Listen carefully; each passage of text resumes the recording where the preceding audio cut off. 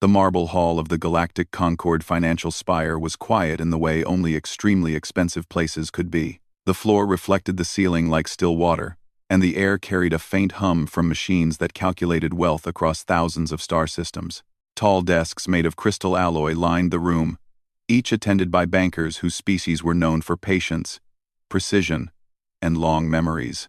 At one of those desks sat Velethri, a senior banker of the Kellerai. Her species lived for nearly 4 centuries, and most of that time was spent managing numbers that shaped the fate of worlds. She had overseen planetary mergers, the collapse of trade empires, and the slow rise of civilizations that thought themselves eternal. Very little surprised her anymore. That was why she nearly laughed when the human approached her desk. He was older, even by human standards. His hair was gray, his posture straight but tired, as if he had learned discipline long ago and never let it go. He wore plain clothes, no insignia, no visible wealth markers. Only a small metallic band on his wrist hinted at something official. But Velethri had seen similar bands on countless minor contractors and retired workers. He waited patiently until her attention shifted to him. Humans were good at waiting, she had noticed. They stood still in a way that suggested they were used to being ignored. "Yes?"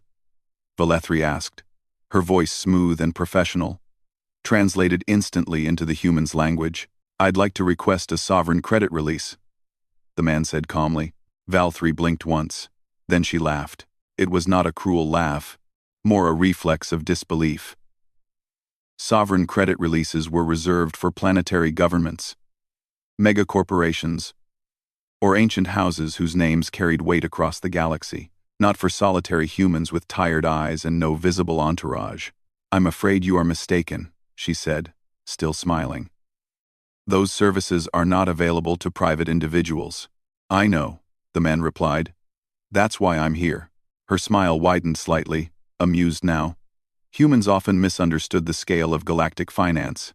Their confidence was admirable, if misplaced. Then you understand that such a request requires verification of authority and assets far beyond.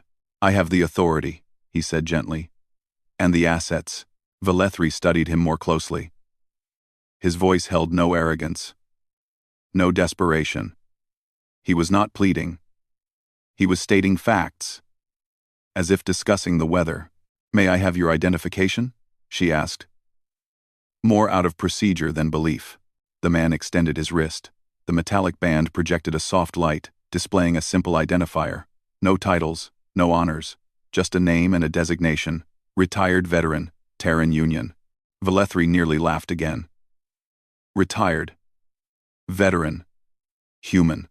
Still, protocol was protocol. She tapped the interface on her desk and allowed the system to access the account linked to the band. She expected to see a modest pension fund, perhaps supplemented by a few investment bonds, enough for a comfortable human retirement, nothing more. The system paused. That was unusual. Galactic banking systems did not pause. They processed quintillions of data points every second. A pause meant something was complex. Velethri's smile slowly faded as more data loaded onto her display. Her pupils widened slightly, an involuntary reaction for her species when confronted with unexpected numerical patterns. The balance field populated, then populated again, then expanded. Her hand froze above the desk. That was not possible. She leaned forward, her laughter long gone now. The numbers continued to unfold. Not in a single sum, but in layered structures. Trusts within trusts. Accounts linked across centuries, interest models that adapted to economic collapses and recoveries with elegant precision. The total balance exceeded the operating reserves of several mid-tier star nations. Velethri felt a cold sensation ripple through her nervous system. She checked the timestamp. The account was old. Older than most human colonies. Older than some Kellerai trade routes. The earliest entries dated back to humanity's first interstellar conflicts, when they were still considered reckless newcomers. She looked up at the man. He was waiting, hands folded, expression neutral. "There appears to be an error," she said carefully. "There isn't," he replied. Velethri ran additional verification layers. Each one confirmed the same thing. The account was real. The assets were liquid. The ownership structure was legal under Concord law. And the authorization codes matched his biometric signature perfectly. How? She asked quietly, forgetting for a moment her professional tone. Does a single human possess this level of wealth?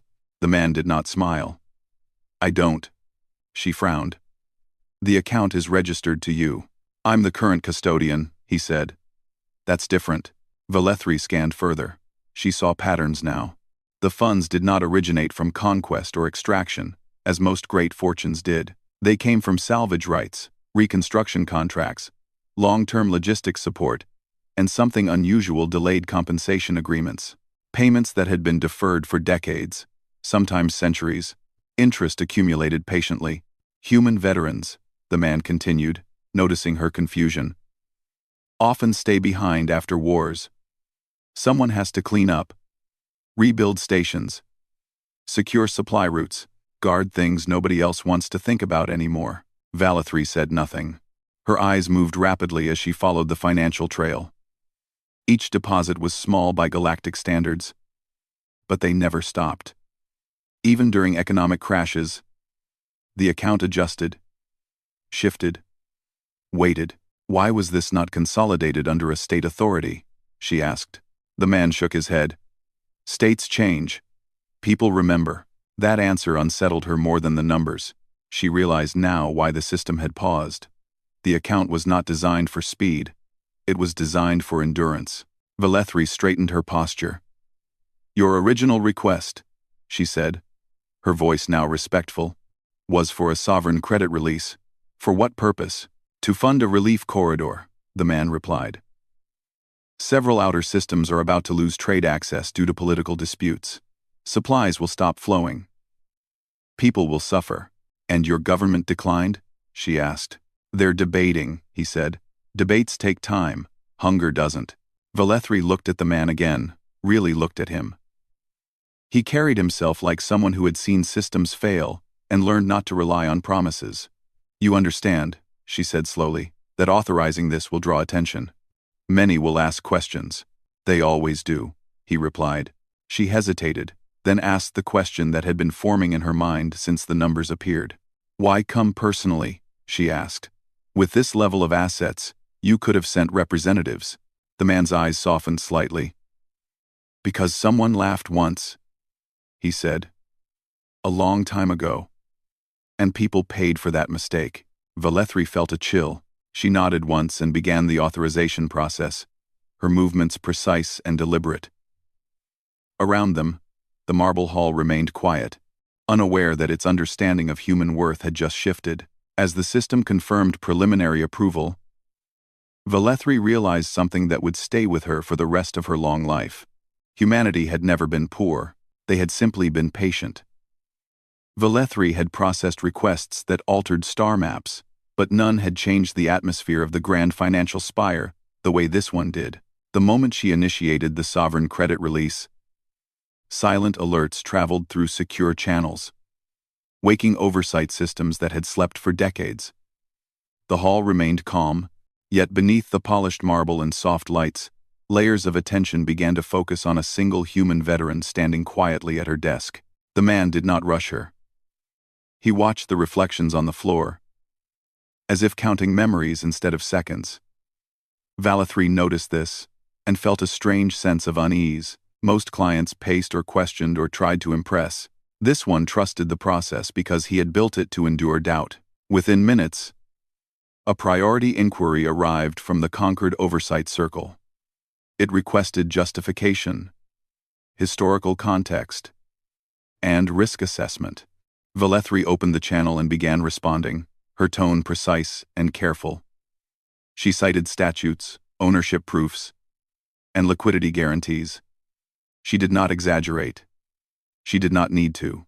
The numbers spoke. Across the spire, other bankers paused their work as notifications reached them. Some frowned.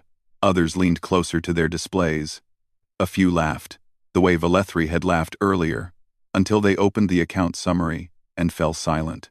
The name meant nothing to them. The balance meant everything. Velethri invited the veteran to a private consultation chamber. He followed without comment. The room was smaller, lined with light-absorbing panels designed to discourage distraction. When the door sealed, the hum of the spire faded into a distant whisper. "There will be questions," Velethri said, not as a warning but as a fact. From regulators, from member states, from institutions that believe such resources should be centralized. "I expect that," the man replied. He took a seat only after she did. "Questions mean people are paying attention." She studied him again. His face carried lines carved by years rather than stress. He looked like someone who had spent a long time making sure others were safe before thinking of himself. "Your account," she said, "is unusually resilient. It survived 3 major galactic recessions without significant loss." "How?" "Humans learned early," he said, "that fast growth attracts fast collapse. We favored slow agreements, long contracts, maintenance over expansion." She pulled up a visual model of the account structure. It resembled a web more than a tower. If one strand failed, others held. It was simple in concept, yet rare in practice. "The relief corridor," Velethri continued, "will stabilize 5 outer systems, but it will also undermine several speculative interests. They will not be pleased." "They never are," he said calmly. "But they won't starve." That answer settled something in her. As the authorization process deepened, Velethri accessed archived annotations attached to the account. These were not required, but curiosity guided her. She found notes left by previous custodians, human veterans like the man before her. Each entry was brief, factual, and dated. Repaired trade station after evacuation. Held supply route open during dispute. Deferred payment until civilians relocated. No boasting, no bitterness, just records. She realized then that this was not a personal fortune. It was a ledger of responsibility passed hand to hand, generation to generation. Each custodian had added to it, protected it, and then stepped aside when their time ended. "Why you?" she asked softly. "Why are you the current custodian?" The man considered the question. "I was there when the last one stepped down," he said. Someone needed to remember where everything was. Velethri accepted that answer. It fit. Outside the chamber, the oversight circle escalated its review. A delegation requested a live audit. Velethri approved it without hesitation. Transparency favored the patient. The audit took hours. Systems cross-checked signatures, traced credits, and simulated stress scenarios.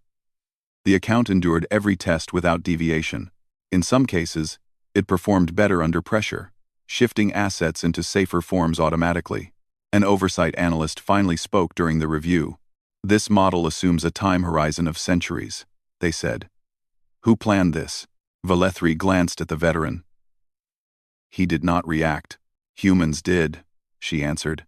The analyst paused. "Individually or collectively?"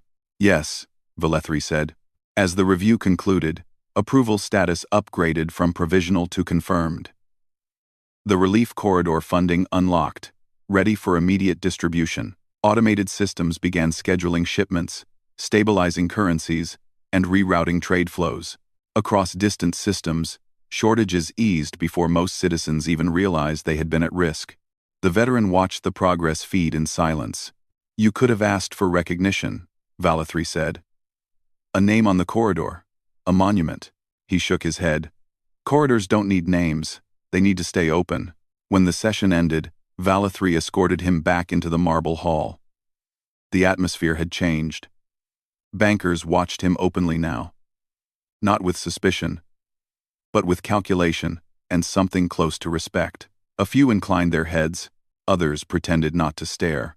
As he walked toward the exit, Velethri felt an unexpected urge to speak again. "There will be consequences," she said. "Your actions will shift assumptions." He paused and looked back at her. "Assumptions should be tested," he said.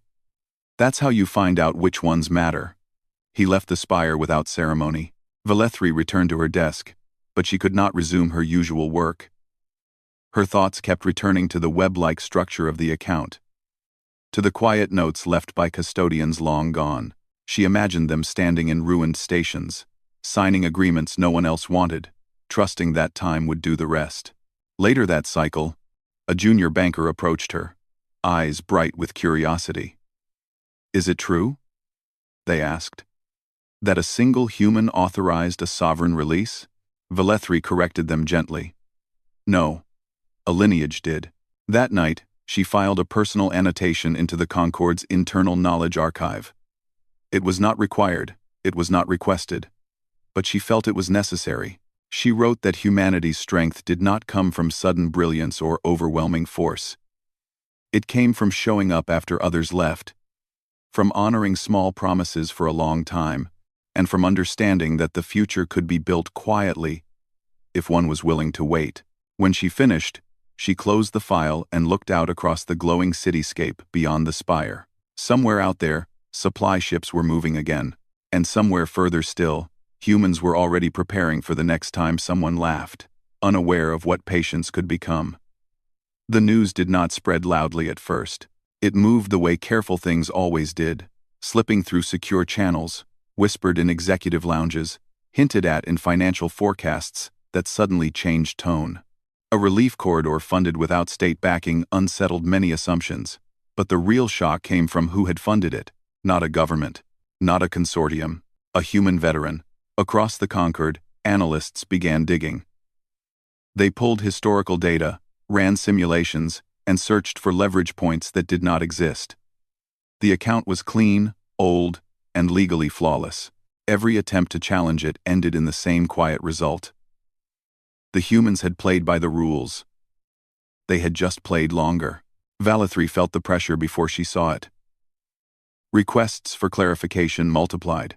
Invitations to closed forums arrived with unusual urgency. Some messages were polite. Others were thinly disguised demands. She answered them all with the same calm precision she had always used, but she could feel the weight of attention pressing inward. The veteran, meanwhile, had not disappeared. He remained on the spire's guest registry, occupying a modest residence overlooking the lower transit rings. He spent his days reviewing logistics updates, occasionally sending short confirmations through secure channels. He did not interfere. He did not advise. He simply made sure the corridor stayed open. Velethri visited him once, officially to deliver a compliance update, unofficially because she wanted to understand something that numbers alone could not explain. He welcomed her with a nod and offered a seat by the window. From there, cargo ships could be seen drifting in slow lines, their lights steady and purposeful. "You could have left," she said. He shrugged lightly. "Someone should stay until it's stable." Oh, that answer felt familiar now. Reports continued to arrive. Outer systems that had been on the edge of collapse stabilized. Trade resumed. Prices normalized. Tensions eased. Not because disputes were solved, but because people could eat while arguing. It was not dramatic. It was effective. Still, not everyone approved. A coalition of financial blocs submitted a formal challenge to the oversight circle. Their argument was simple. No single individual, regardless of legality, should wield such stabilizing power without collective supervision. It was framed as concern. It felt like fear. Velethri was summoned to testify. The chamber was vast, designed to remind participants how small they were compared to the systems they governed. Representatives from dozens of species appeared as holographic projections, their expressions carefully neutral. They questioned her methodology. They questioned the account's origin. They questioned humanity's long-term intentions. Velethri answered every question calmly. When asked why she had not delayed the release for further review, she replied, "Because delay would have caused harm, and the authority was valid." When asked if she trusted a human veteran with such influence, she said, "I trust the structure he represents." The word structure echoed through the chamber. Finally, someone asked the question that had been circling unspoken. "What happens?" a representative said. "If more humans do this." Velethri paused before answering. "Then the galaxy becomes more stable," she said, quietly. The chamber fell silent. After the session, Velethri returned to her office to find a new file waiting. It was flagged as historical context. Newly unlocked. She opened it and found records long buried beneath more dramatic events. Human involvement in post-conflict recovery. Human-managed escrow systems that outlasted treaties. Human veterans acting as neutral custodians when trust between species failed. She saw the pattern clearly now. Humans had positioned themselves not as rulers, but as anchors. That night, she requested another meeting with the veteran. "I think people are beginning to understand," she said when they sat together again. "And that worries them." He nodded. "Understanding changes expectations. Is that what you wanted?" she asked. "No," he said. She hesitated, then asked something she had avoided until now. "What happens when you're gone?" He looked out at the ships again. "Someone else takes over." "Another veteran?" "Another human," he corrected gently. "Veterans are just the ones who remember why it matters." She absorbed that quietly. Meanwhile, the challenge from the blocks failed. The oversight circle ruled that legality and outcome aligned. No intervention was authorized. The relief corridor remained independent. That decision sent a ripple through financial planning across the Concord. Long-term investments shifted. Risk models adjusted. Patience, once considered inefficient, began appearing in projections as a viable strategy. Velethri noticed younger bankers asking different questions now. Not how fast wealth could grow, but how long it could last. The veteran prepared to leave the spire shortly after. His work there was done. Before he departed, he submitted a routine update to the account, transferring custodial oversight to a distributed trust with human signatories across multiple systems. Redundancy layered upon redundancy. Velethri reviewed the transfer and approved it. As she finalized the confirmation, she realized she felt something like pride, though she could not say why. They met one last time near the exit hall. "Will we see you again?" she asked. He smiled faintly. "Probably. Something always needs fixing." As he walked away, Velethri watched other bankers subtly shift aside to give him space, not out of fear, but recognition. After he left, the spire returned to its usual rhythm. But it was not the same. The laughter that once echoed in quiet corners had softened. Assumptions were being re-examined. Velethri updated her personal archive again. She wrote that humanity's greatest strength was not endurance alone, but memory combined with responsibility. They remembered debts others forgot. They honored agreements long after applause faded. They understood that power did not need to announce itself to be real. Far beyond the spire, the relief corridor continued its silent work. Ships moved, supplies flowed, lives stabilized, and across the galaxy, a new idea settled into the minds of those who watched closely. Humans did not rush history. They waited for it, and when the moment came, they paid the bill so everyone else could keep going. Time passed in the way it always did across the galaxy, unevenly. In some systems, decades slipped by unnoticed. In others, a single decision echoed for generations. The relief corridor, funded by the human veteran, did not make headlines anymore. It did not need to. Its success was measured in steady trade routes, stable prices, and worlds that never quite realized how close they had come to collapse. Velethri watched the long-term reports with a quiet sense of satisfaction. The corridor had become part of the background infrastructure of the Concord, referenced in planning documents as if it had always existed. That, she understood, was the highest form of success. When something worked well enough, people stopped noticing it. The galaxy, however, had noticed something else. More human accounts began appearing in financial systems across Concord space. None were as large as the veterans, but all shared familiar traits. They were old, carefully structured, and patient. They favored maintenance over expansion, continuity over spectacle. Where other species sought quick advantage, humans invested in endurance. Bankers adapted, slowly at first, then with growing intent. Velethri was promoted to a senior advisory role, tasked with revising interspecies financial education. In her lectures, she used neutral language, but the message was clear. Short-term power created long-term risk. Quiet stability created trust. She often thought of the veteran, though she had not seen him since his departure. Occasionally, she would receive a brief status confirmation routed through the distributed trust. Always the same message: all systems holding.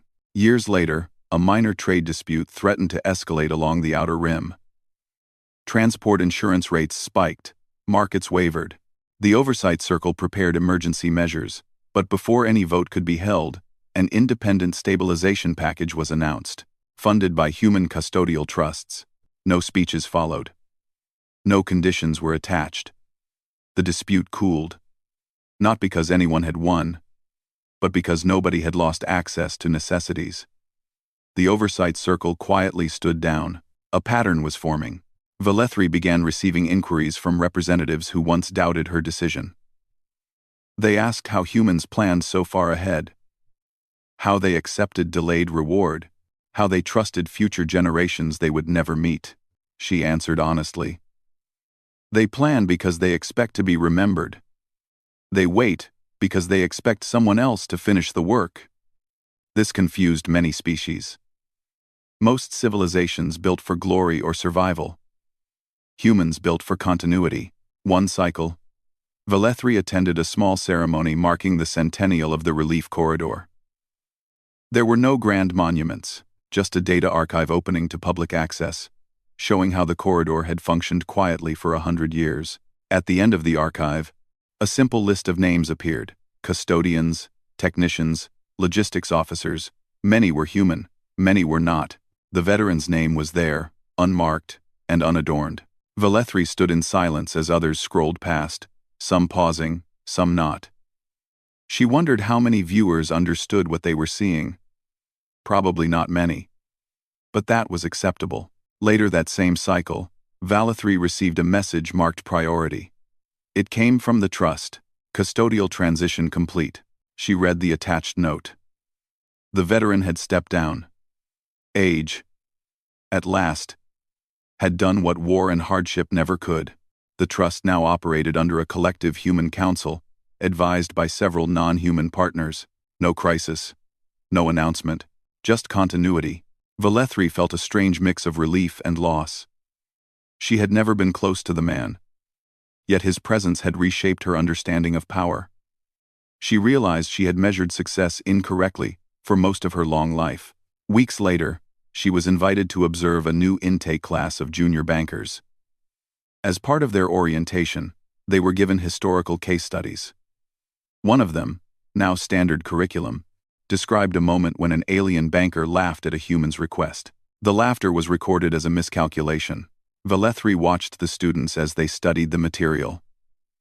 Some smiled nervously. Others frowned, reconsidering their assumptions. She did not correct them. Learning required discomfort. At the end of the session, one student asked, "What made the humans different?" Velethri answered without hesitation. They understood that value is not what you take, but what you protect. Beyond the spire, humanity continued its quiet work. They repaired aging stations. They managed escrow accounts no one else wanted. They signed agreements that outlived political movements. They did not seek control. They offered reliability. Over time, other species began to imitate them. Long-term funds replaced speculative bubbles. Maintenance budgets grew. Recovery plans were written before conflicts even began. The galaxy did not become perfect. Disputes still happened. Mistakes were still made. But fewer systems collapsed entirely. Fewer populations were abandoned. And in many places, when things went wrong, people asked the same question: is there a human trust involved? Often, there was. Velethri retired many years later, her long life finally slowing. On her last day, she stood in the marble hall where it had all begun. The floors were still reflective. The air still hummed with calculation, but the laughter was gone. In its place was something steadier: respect. She looked at the desk where she had once dismissed a tired human veteran and felt gratitude for the lesson she had almost missed. The galaxy had believed humans were reckless, emotional, short-lived. They were wrong. Humans were builders of time. They invested not in dominance, but in tomorrow. They accepted that they would not see the full return, and they did it anyway. And that, Valethi realized as she left the spire for the final time, was why one glance at a human balance had changed everything. Because it was never about the numbers. It was about the patience behind them.